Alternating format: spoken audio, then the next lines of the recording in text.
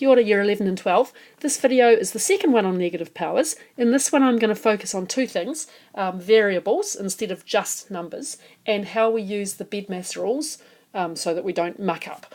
It should be reasonably short, and as usual I'm going to go through a few examples and then leave some for you to do. And the Walker book that's good on this is page 12.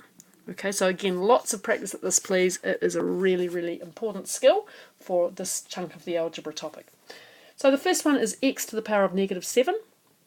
So the negative power means that we're working with 1 over x to the power of 7.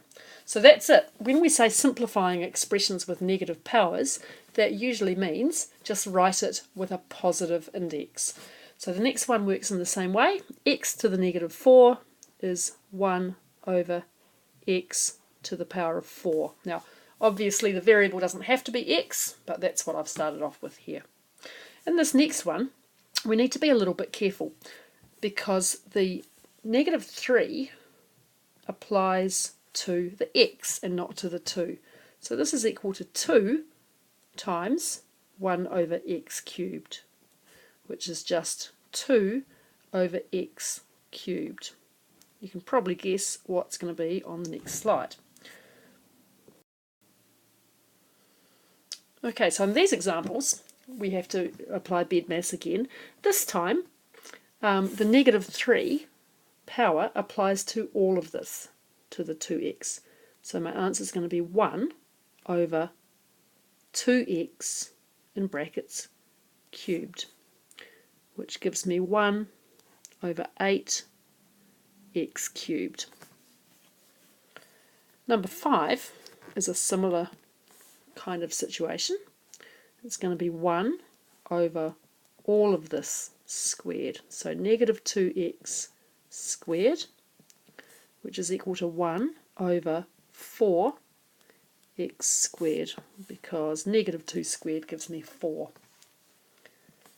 In the next example, we're back to one where we first think about this and then multiply by negative 2. So it's going to be negative 2 divided by x to the power of 5. On the next slide, there are some examples for you to try. Okay, so here you go. Pause the video and do these 6 examples, and please do them properly in your book, and then I'll go over the answers. Okay, so the first one, a to the power of negative 6, is simply 1 over a to the power of 6. The next one, 2b to the negative 3, is equal to 2 over b cubed. Right, so just remember, the power is done first, then the multiplication. In the next example, it's 4b in brackets to the negative 2, so it's 1 divided by 4b squared, which is 1 over 16b squared. In number 4, changing pen colour again, it's negative 4 times b to the negative 2. Right. So it's negative 4 over b squared. Number 5 is different because we've got our brackets again. So it's 1 over negative 4b squared, which is 1 over, well, be careful here, negative 4 squared is going to give me 16b squared. And the last one I popped in just so that you see the difference.